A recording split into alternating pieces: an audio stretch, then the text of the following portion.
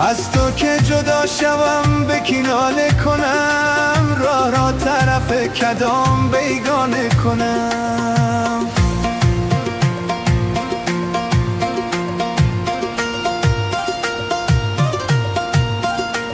بیگانه اگر جواب سردم بدهد، گریان گریان رخ طرف خانه کنم.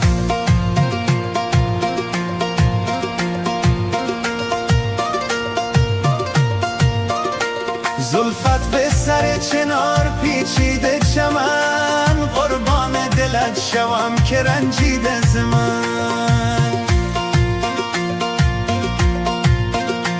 نه جانب تو گناه نه جانب من، آنجا دل تو خراب و اینجا دل من.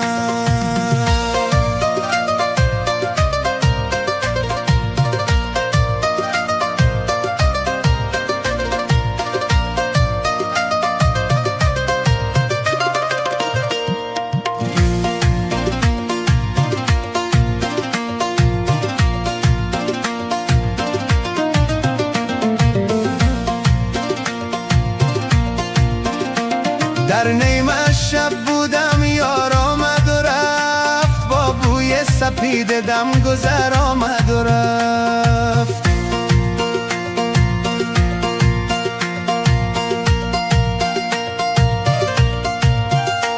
یار جان بگو هیچ مرادت نرسید، دنیا را ببین مثل غبار آمد و رفت.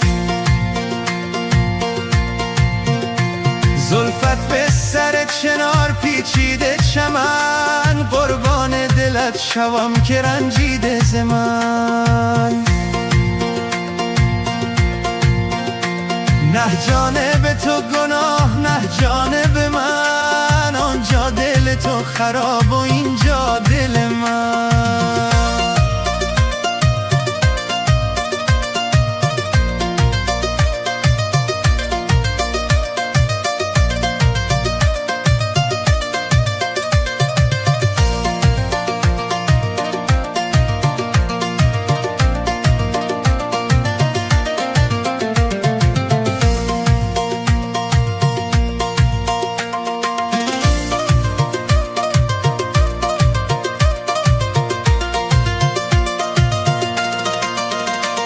من قد تو را در بین گندم دیدم، دستم آلکت در جیب مردم دیدم.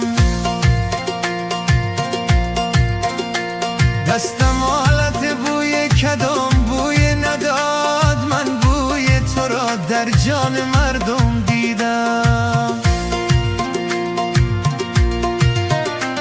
ای سلسله برگ درختان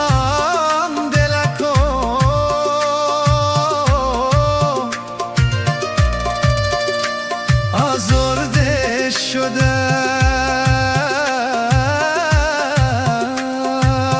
از افغانستان دلکم. زلفت به سر چنار پیچیده چمن، قربان دلت شوم که رنجیده ز من. نه جان